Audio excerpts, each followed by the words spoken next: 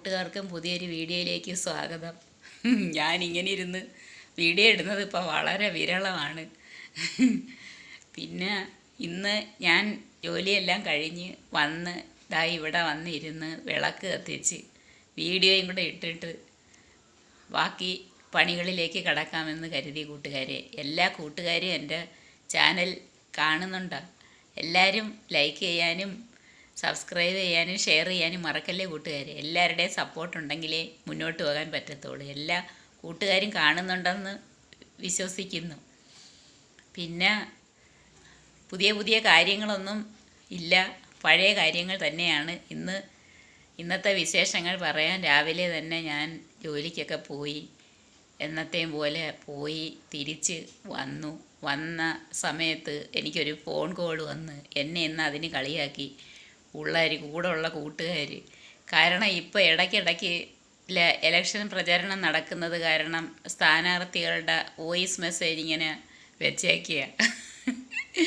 അങ്ങനെ ഇരുന്നപ്പോൾ കാണാം എൻ്റെ മൊബൈലിലൊരു മെസ്സേജ് വന്നു. അതിൽ നമ്മളുടെ ഒരു സ്ഥാനാർത്ഥി വോയിസ് മെസ്സേജ് ഈ വോട്ടിന് വേണ്ടി വോയിസ് മെസ്സേജ് ഇട്ടതായിരുന്നു. ഞാൻ ഹലോ എന്ന് വെച്ചതിന് എൻ്റെ കൂട്ടുകാരെല്ലാം കൂടെ എടുത്തിട്ട് കളിയാക്കി.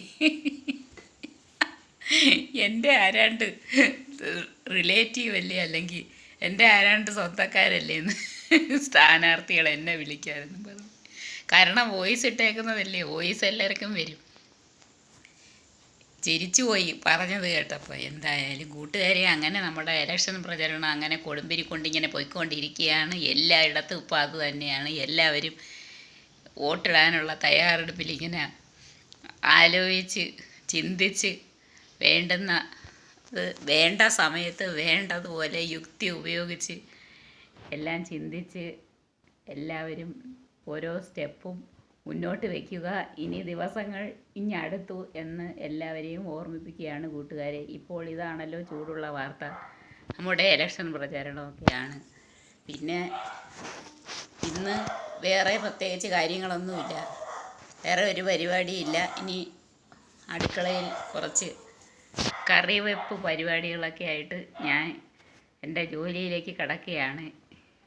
എല്ലാ കൂട്ടുകാർക്കും സുഖമാണെന്ന് വിശ്വസിക്കുന്നു കൂട്ടുകാരെ. എല്ലാവർക്കും എൻ്റെ സ്നേഹാന്വേഷണം ഉണ്ട് കേട്ടോ. ഞാൻ ഇപ്പോൾ ഇടയ്ക്കൊന്നും ഇങ്ങനെ വന്ന് കാര്യങ്ങൾ സംസാരിക്കുന്നില്ല.